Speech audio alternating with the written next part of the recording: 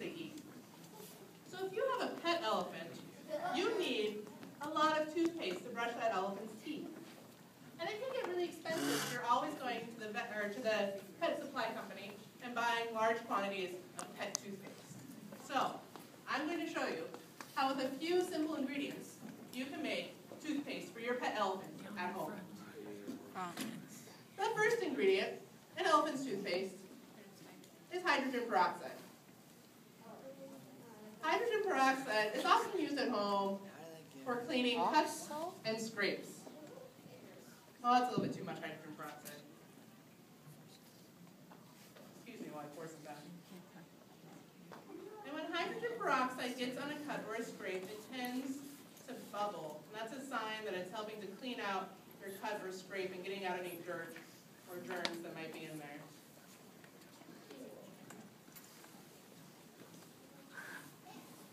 And the reason that hydrogen peroxide is so good at bubbling is because hydrogen peroxide is made out of H2O2, which sounds, I hear some people saying water, it sounds a lot like water. Water is H2O. It's 2 hydrogens and 1 oxygen.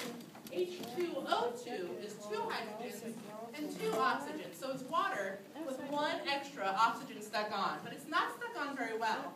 And it really likes to fall off and make oxygen gas. And that's what's going to help us make our toothpaste today. Now, if we were making a lot of bubbles of gas, we need to capture those bubbles of gas. And in my opinion, the best thing for capturing bubbles of gas, it looks like orange juice. This is actually soap. Soap is great at making bubbles, even just from swirling this around. We already have some bubbles in there. Try that a little bit more.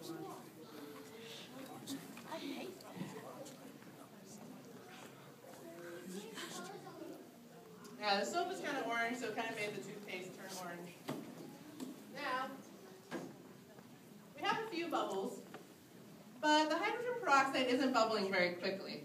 And to make toothpaste, we need a lot of really foamy bubbles being formed very quickly.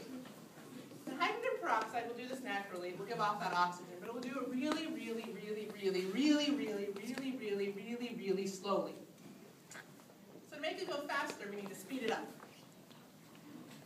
And when it comes to chemical reactions, if you want to speed something up, you add something called a catalyst. Catalysts have nothing to do with cats. Excuse me. But what they do is they push reactions to make them go faster without actually getting used up. So you have all of your catalysts left at the end, totally untouched. Its only job is to push and push and push and push and push. And there are a lot of things that will push hydrogen peroxide, but I am going to use something called potassium iodide, which looks a lot like table salt. And it's actually very closely related to table salt. And if you buy iodized table salt, this is what they add to table salt to make it iodized, help keep your thyroid healthy so you don't get sick. I'm going to mix it in with some water to make it easy to pour into my giant container. So when I add this catalyst to our soap and hydrogen peroxide, it is going to push the hydrogen peroxide really fast to give off lots of bubbles of oxygen gas very quickly, which will hopefully get captured inside of our soap foam. All right, I think it's all mixed in. You guys ready to see what happens? Adding the catalyst to the elephant's toothpaste. Here we go.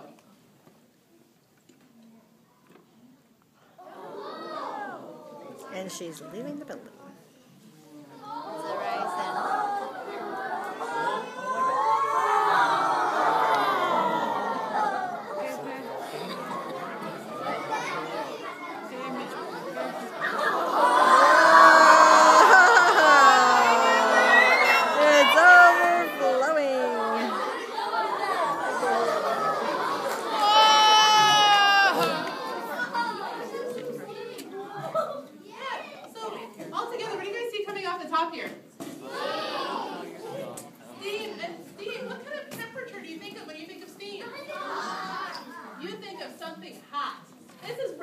So fast, it's getting really hot and boiling some of the water that gets left over and turning it into steam. And this foam is filled with our oxygen gas.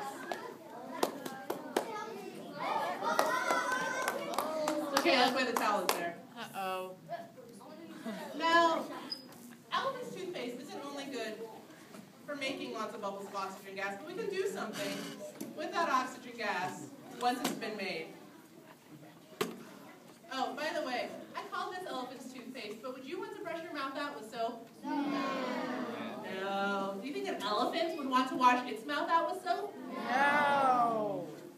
No, and more importantly, would you want to be there when the elephant gets a mouthful of soap and then goes... spits it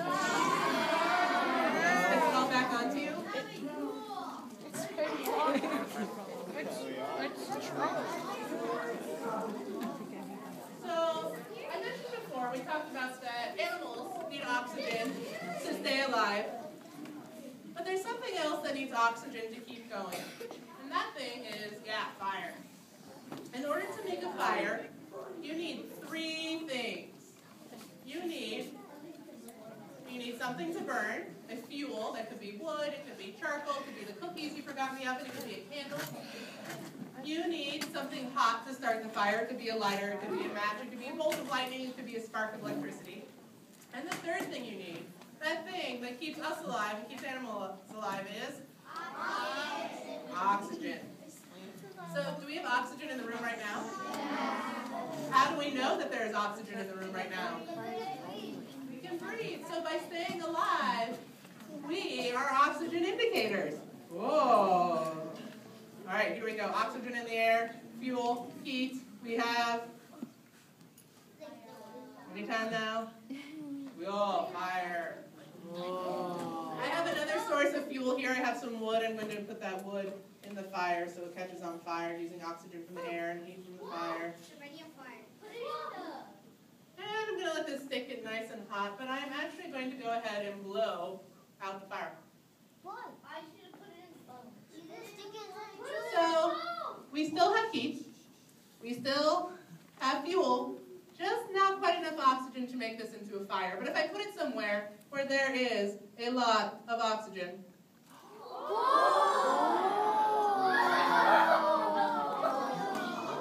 we get an ox flow and our fire comes back. The unfortunate thing about keeping it in there is it gets really hot with all that oxygen. And my poor little fingers have no protection right now. How about drop it in there? You should drop it in there. Drop it in there. Oh, drop it in there? Yeah. Oh!